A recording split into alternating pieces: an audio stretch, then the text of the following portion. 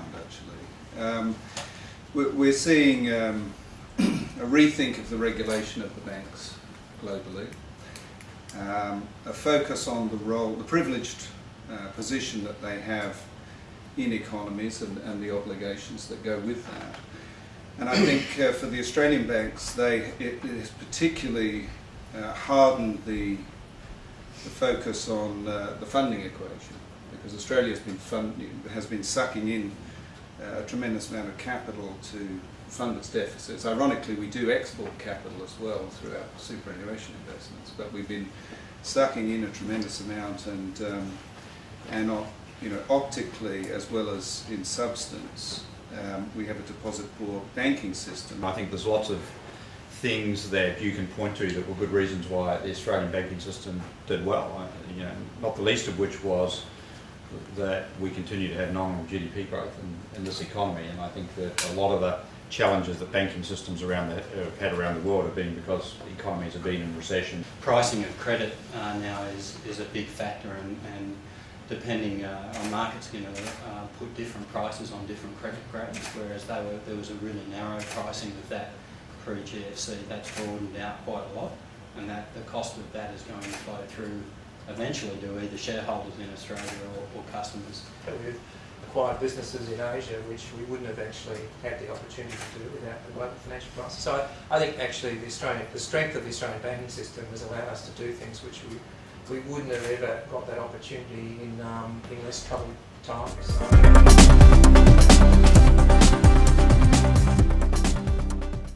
I think another fundamental role that foreign banks can play going forward is on the capital markets and taking the large corporate, really the top end of town, companies that have ability to access the international capital markets, and that could free up some balance sheet of the local banks as well. But that has limitations. I mean, it's a very small number of companies that, in the context of Australia as a whole, that have access to international capital markets that banks can actually help them to raise funds on their own. But that's a fundamental role that foreign banks have to play in this market. But on top of that, infrastructure and raising funds for infrastructure, I think it's another important role that international banks can play as well. Clearly, in the retail end of the spectrum, with the domestic banks accounting for, what's it, 90%, 85, 90% of activity of retail clients, foreign banks do not have the presence in the market to be able to compete on that scale. Where we like to compete is where we have competitive strength, and as a global player, where we target the retail end, where we target is global players, affluent retail customers who deal cross-border. I think the global players have played and will continue to play a very significant role, whether it's fundraising in capital markets, whether it's advisory, whether it's in equity markets. We just look at any measure of institutional activity in terms of the M&A advisory of capital markets, of the top 10 institutions, all but perhaps one or two are foreign banks. HSBC and ourselves have been here for 25 years, and we'll be here a lot longer.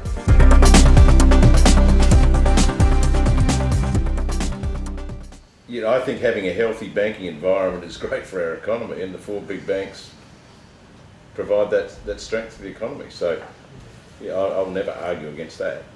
I think competition's been hurt in some aspects, but that's not something to cry poor on. We need strong banks. Just need it. And I think the reason we came through the crisis is because we had four really strong banks.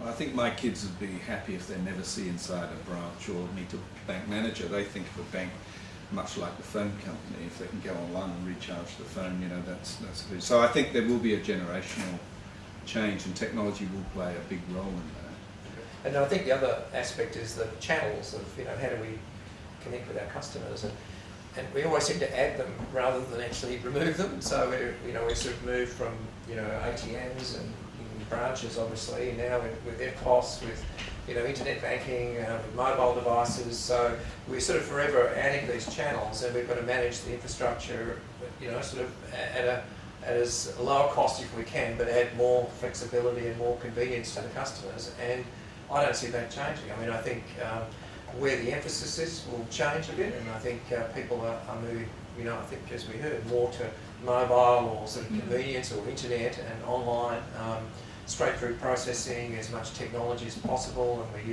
using that. And I think that's sort of where the community's going. So banks will have to be there, and I think the investment is ongoing, frankly. I do believe that you will not see a replacement of branches in terms of the distribution channel. Branches being replaced by internet or online. I mean, they will coexist.